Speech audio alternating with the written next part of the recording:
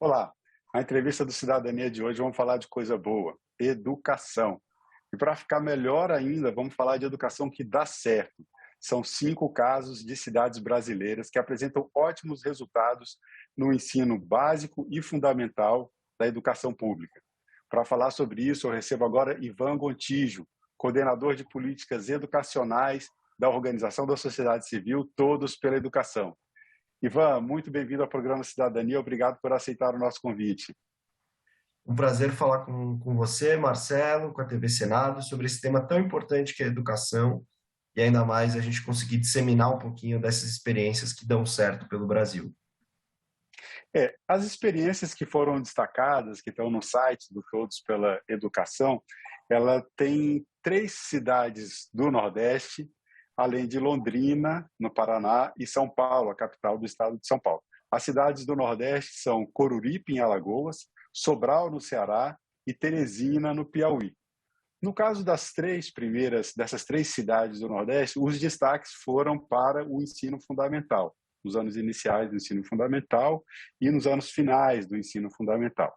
E no caso de Londrina, no Paraná, e São Paulo, a capital, a 4ª maior cidade do mundo, exemplos também muito bons de expansão de vagas, de oferta de vagas para creches, para crianças de 0 a 6 anos, a primeira infância, um momento tão crucial da formação das nossas crianças.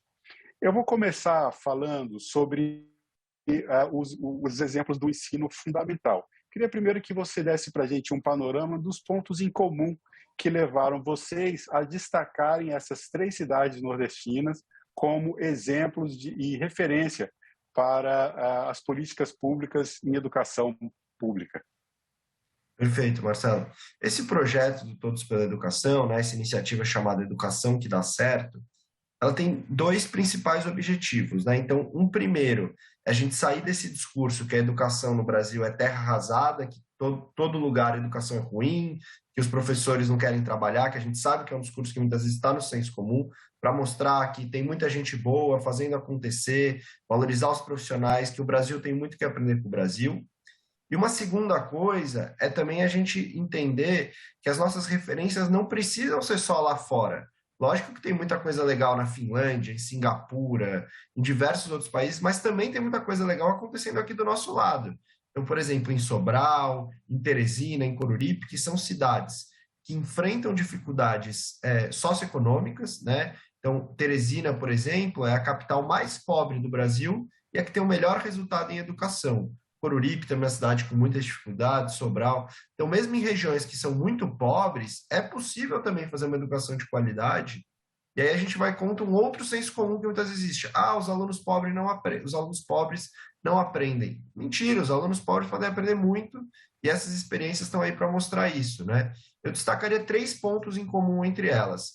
A primeira é prioridade política. Então, a gente teve lideranças políticas comprometidas com a pauta da educação, escolheram bons secretários, blindaram a pasta de interferências puramente político-partidárias. A segunda é continuidade de políticas educacionais.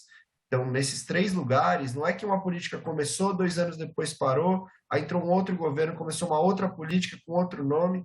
Não, eles conseguiram manter uma continuidade ao longo do tempo. A gente sabe que em educação as políticas demoram para dar resultados, né? Não são coisas rápidas. Em 2 anos você muda o patamar. É um trabalho consistente, persistente. Esses lugares conseguiram fazer isso.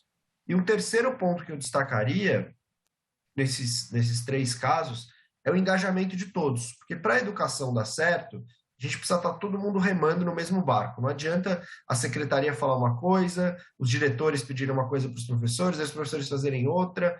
Não, é preciso um alinhamento muito grande, todo mundo com o mesmo propósito, todo mundo pensando em colocar o estudante no centro e que o mais importante é a aprendizagem. Então, nesses 3 lugares, tem muita comunicação, muito diálogo, muita abertura, porque a gente sabe que não adianta só a secretaria ter boas políticas se os professores, que são quem efetivamente vão ensinar os estudantes, não estiverem engajados, bem preparados, com boas condições de trabalho. Esses lugares foram capazes de olhar para toda essa cadeia de implementação de políticas educacionais. A participação da comunidade também é um aspecto importante dentro desse contexto que você colocou. principal questão, né, talvez assim, o ponto de partida, ou um dos pontos de partida, é justamente a gestão dessas escolas e a gestão de cada secretaria de educação desses municípios.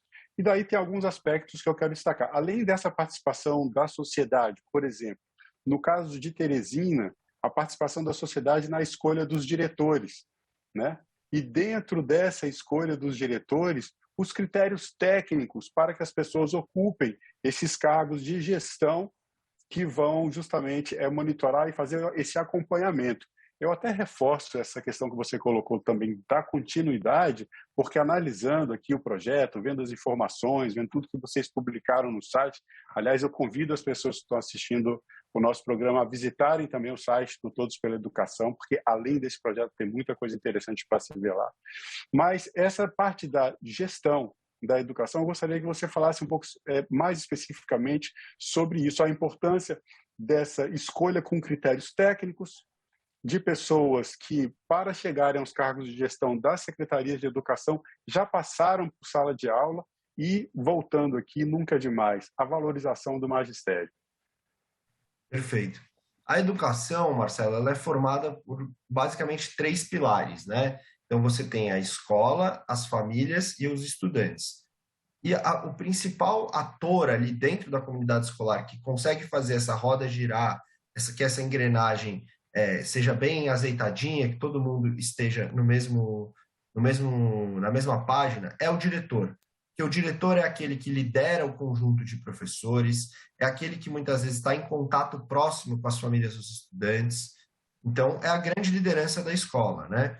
Então, selecionar muito bem os diretores, dar a formação adequada, dar boas condições de trabalho, é um aspecto fundamental para ter resultado e sucesso em educação. Infelizmente, no Brasil, o que a gente tem? A regra no Brasil é a indicação política de diretores.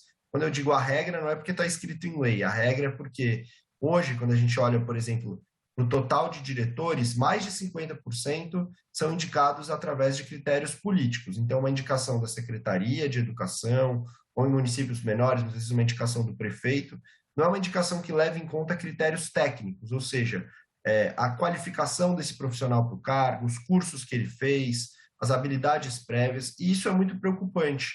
E o diretor ele é muito importante para ser escolhido de uma forma que leve em conta apenas critérios políticos, né? Então, o caso de Sobral é muito interessante porque ele aponta, lá eles têm um processo super rigoroso para escolher os diretores, então são mais de 6 fases, e a partir do momento que esse diretor é selecionado, ele já chega na escola com muito mais confiança e respaldado, né? Então a secretaria confia nele, porque o processo seletivo foi feito muito bom, os professores olham para aquele diretor e falam, nossa, essa pessoa foi selecionada de forma muito criteriosa, então ela deve ser boa.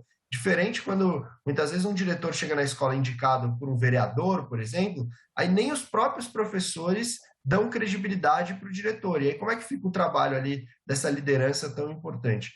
Então, ter um bom processo seletivo é fundamental, garantir que quando essa pessoa chegue no cargo, ela tenha muito apoio, porque o diretor não é super-herói, ele não consegue resolver tudo sozinho, então ele precisa do apoio da secretaria, e principalmente dar autonomia para esse diretor trabalhar. Então, o diretor precisa ter autonomia em termos pedagógicos para definir como que a escola vai funcionar, autonomia em termos administrativos, não dá para o diretor, toda vez que for comprar um papel higiênico, tiver que ligar para a secretaria. Então, ele precisa ter algum grau de flexibilidade e, sobretudo, ele precisa ser responsável pelos resultados. Se tem alguém que precisa fazer a escola dar certo, é a grande liderança pedagógica das escolas, que é o diretor. Então, esse profissional ele é muito importante, ele é fundamental. No Brasil, a gente tem que olhar com mais carinho.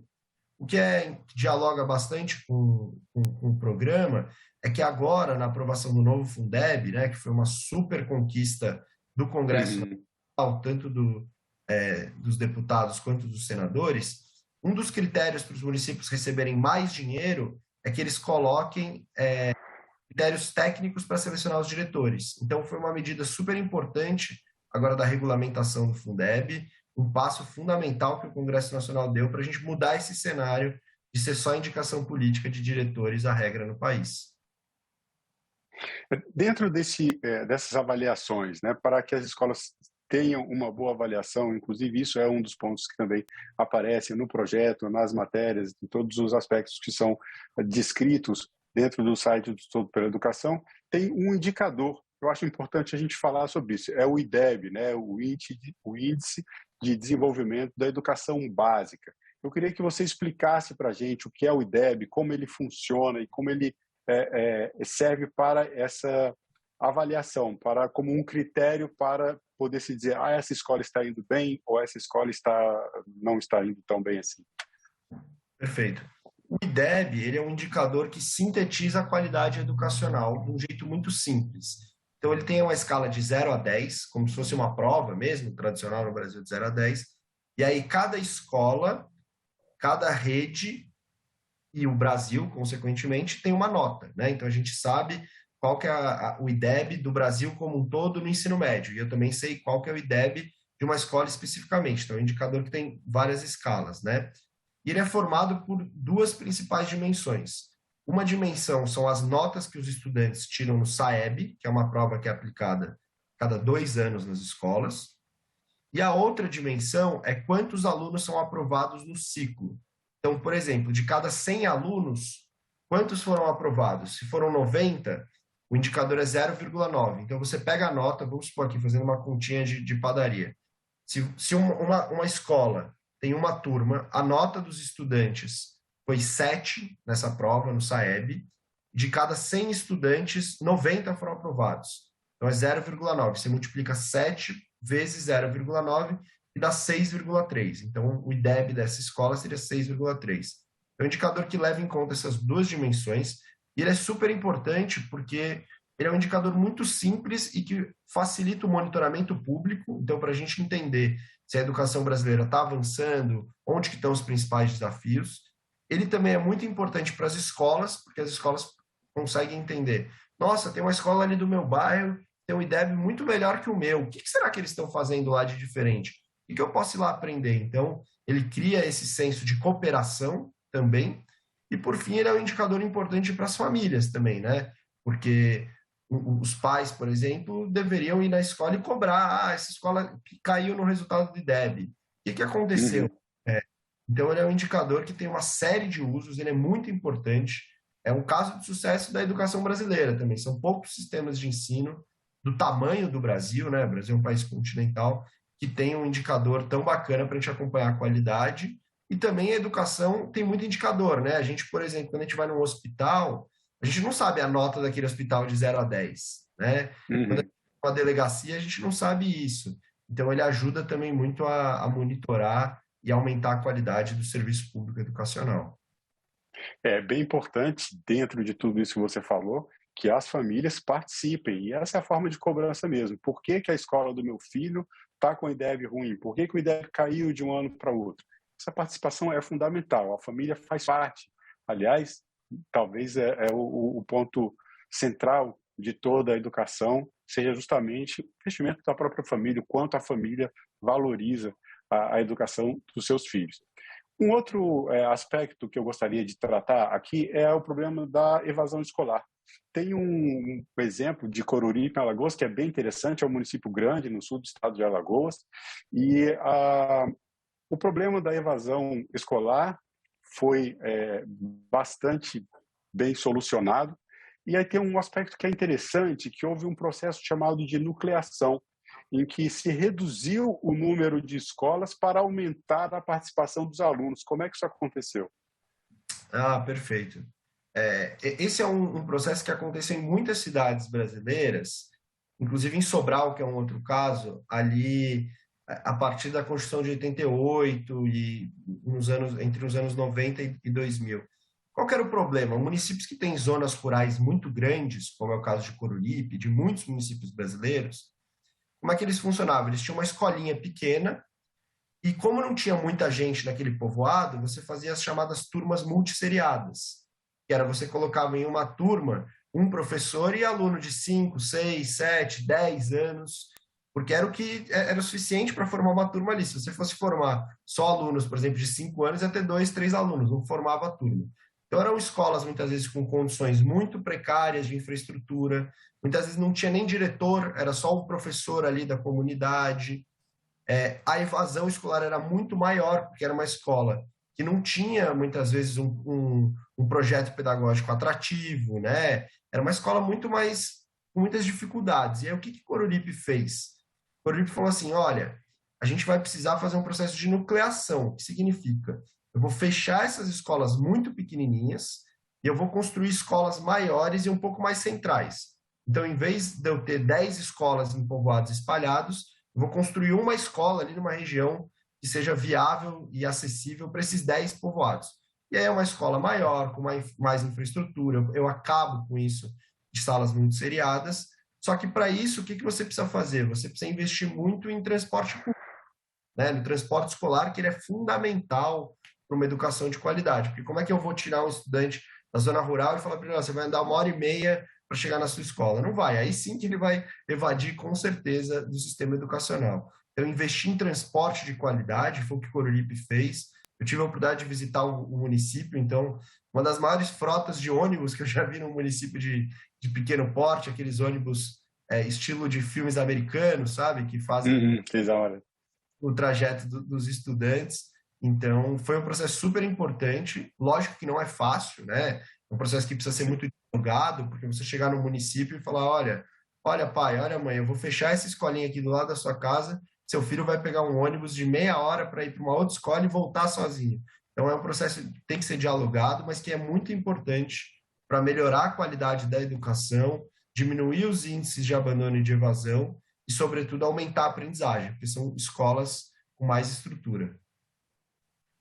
Agora, passando para o outro aspecto da entrevista, para a outra fase da educação, vamos falar aqui dos exemplos de Londrina, no Paraná, e São Paulo, a capital do estado de São Paulo, que fizeram um movimento nas duas cidades de aumento da oferta de vagas em creches para crianças de 0 a 6 anos, os primeiros anos, o princípio da infância dos nossos pequeninos aí. Eu queria que você comentasse um pouco. Nesse caso, o movimento é contrário, né? Ao invés de um movimento de redução de escolas, há um movimento de ampliação e de também a mesma coisa, gestão, né? A centralização de vagas. Queria que você falasse primeiro no aspecto geral em que esses dois exemplos, o que eles trazem como referência para que outras cidades se espelhem nos modelos para aplicarem também nas suas políticas públicas de educação. Perfeito. Esses dois casos, a gente trata da expansão de vagas em creche, né? Então, é importante a gente lembrar que a educação básica no Brasil, educação básica obrigatória, ela vai de 4 a 17 anos, né? Ela começa na pré-escola, então a creche ali de 0 a 3 anos, ela não é obrigatória. Então, as famílias não são obrigadas a colocar as crianças na escola, mas cada vez mais a gente tem evidências de que quanto mais cedo as crianças vão para a escola, mais elas se desenvolvem na primeira infância. E a primeira infância, ali é uma janela de oportunidades, né? De 0 a 6 anos, a criança é uma esponja, então aprende numa velocidade muito rápida, de que quem tem filho acaba percebendo isso na prática. Isso é mais importante ainda para crianças mais pobres, que muitas vezes têm menos oportunidades de desenvolvimento em casa. Então, dado esse cenário, o que esses municípios fizeram? Eles fizeram duas coisas. A primeira, olha, eu preciso ampliar o meu atendimento em creches, porque as minhas filas de vagas são muito grandes, tem muitas famílias querendo esse serviço, eu não estou conseguindo ofertar. Então, eles criaram novas unidades, contrataram mais professores para aumentar esse serviço, que é um serviço muito importante, não só para as crianças, mas também para as famílias, né? Porque sem isso, muitas vezes as mães não conseguem trabalhar, os pais também, então é um serviço fundamental. Só que eles perceberam uma outra coisa também, que é o seguinte, no Brasil a gente tem um problema que tem muito mais crianças ricas na creche do que pobres. Então, hoje no Brasil a gente tem mais ou menos 37% das crianças de 0 a 3 anos na creche. Só que quando a gente olha as 25% mais ricas, esse número é de 54%. Quando a gente olha as 25% mais pobres, esse número é de 27%. Então, é a metade. Então, basicamente, tem muito mais crianças ricas na creche do que crianças pobres. E aí, as razões disso uma por condições financeiras. Então, Então, muitas vezes as famílias mais ricas conseguem pagar uma creche privada, mas tem um outro processo que é a judicialização, que é, como esse não é um serviço obrigatório, quando as famílias mais ricas não conseguem vagas, elas têm mais informações, mais acesso ao sistema jurídico, advogados, judicializam e conseguem as vagas, né? E aí a judicialização acaba sendo um fura-fila. E aí o que esses lugares perceberam? Olha, no meu município eu estou atendendo muito mais alunos ricos e os meus alunos mais pobres, que mais precisam desse serviço, não estão tendo acesso à creche. Então eles também criaram critérios de modo a priorizar na fila quem mais precisa, que são os estudantes mais pobres. Então, a grande sacada desses dois lugares foi entender esses dois movimentos de forma simultânea. Então, não adianta eu só colocar as crianças mais pobres e não ampliar o número de vagas, e ao mesmo tempo não adianta eu ampliar o número de vagas sem ter um critério socioeconômico para destinar essas vagas. Então, eles fizeram esses dois movimentos em paralelo, e hoje são casos de sucesso, né? Então, por exemplo, a meta do Plano Nacional de Educação é que até 2024 a gente tenha 50% das crianças de 0 a 3 anos na creche. O Brasil está muito longe de atingir essa meta, porque a gente está em 37%, mas São Paulo, por exemplo, já passou os 60%. São Paulo é uma cidade super grande, né? Então, é um caso que pode inspirar outras metrópoles brasileiras. E dentro dessa expansão oferecida, há uma outra característica que é interessante, porque o Estado faz a sua parte com a gestão, né, o município com a gestão, e entrou aí a figura da participação, mais uma vez a gente falando de colaboração, de participação da sociedade, que são as organizações da sociedade civil, que entram com infraestrutura, com contratação, agilizando esse processo de expansão das vagas. E eu queria que você falasse um pouco sobre como isso funciona. Perfeito.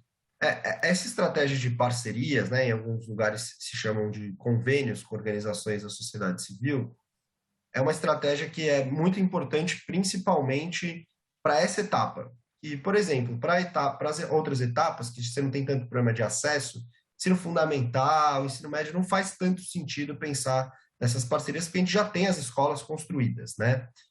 Na creche, por que ela faz mais sentido? Porque não dá para eu esperar 3 anos, que é mais ou menos o tempo médio de construção de uma creche, para atender esses estudantes, porque em 3 anos ele já passou a fase dele para a creche. Então eu preciso ter muita agilidade nesse atendimento. E o que acontece? Hoje em dia, do ponto de vista a demografia é muito dinâmica, né? Então, em São Paulo, por exemplo, você tem regiões que tem pouquíssimas crianças, tem muito velho, muitos idosos, e em outras regiões, principalmente as mais periféricas, você tem um aumento do número de crianças muito grandes. Então, você precisa ter essa dinamicidade para conseguir criar vagas de forma rápida em territórios principalmente mais vulneráveis. E São Paulo fez isso através de parcerias com organizações da sociedade civil, em que como que funciona? São Paulo, o município, por exemplo, Londrina também faz isso, mas São Paulo usa esse mecanismo de forma mais expandida. Você paga a cada estudante matriculado na creche, você paga um determinado valor.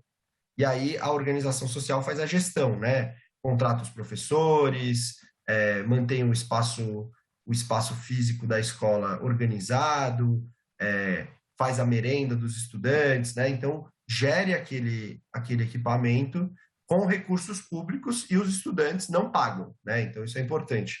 Não é que é uma privatização no sentido que agora os estudantes têm que pagar. Na verdade, é uma parceria com o poder público e se não fosse isso, São Paulo não teria atingido esses números, né?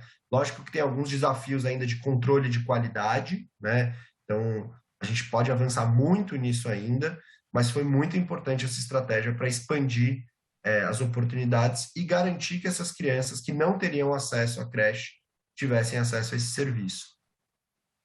É um momento crucial desses 3 primeiros anos, principalmente, tanto de 0 a 6, mas também principalmente no comecinho. Você bem falou, as crianças nessa fase elas aprendem muito rápido. Então a socialização é importante, contato com outras crianças, dá oportunidade principalmente para aquelas que estão em situação de maior vulnerabilidade, para que os pais e mães possam trabalhar. Já que a gente fala tanto em economia, isso é importante para a economia também do país, né? E para a segurança de todos. Ivan, para a gente encerrar a nossa entrevista, eu vou fazer para você uma pergunta que eu tenho feito a todos os convidados e convidadas do programa Cidadania, em homenagem ao nome do nosso programa, eu pergunto nas suas palavras, o que é cidadania? Perfeito. Difícil fazer essa definição conceitual, mas na minha visão, cidadania é um conjunto de direitos e deveres que todos nós temos, que a gente precisa fazer valer, né? Então, a gente tem uma série de direitos, como, por exemplo, eleger os nossos representantes. Esse é um ano de eleições super importante, então, eleger aqueles que são comprometidos com a pauta da educação, por exemplo, que é uma pauta fundamental. Então, exercer de forma adequada aos nossos direitos e também saber cumprir os nossos deveres, né? De ser um cidadão que paga seus impostos, que cobra os seus representantes, e, por exemplo, como a gente falou, vai nas escolas e se seu filho estuda numa escola pública ou numa escola privada, cobra resultados, cobra que seja oferecida a melhor educação possível. Então, isso para mim é cidadania. A gente entender quais são nossos direitos, quais são esses nossos deveres e os caminhos para exercê-los. Tá bom.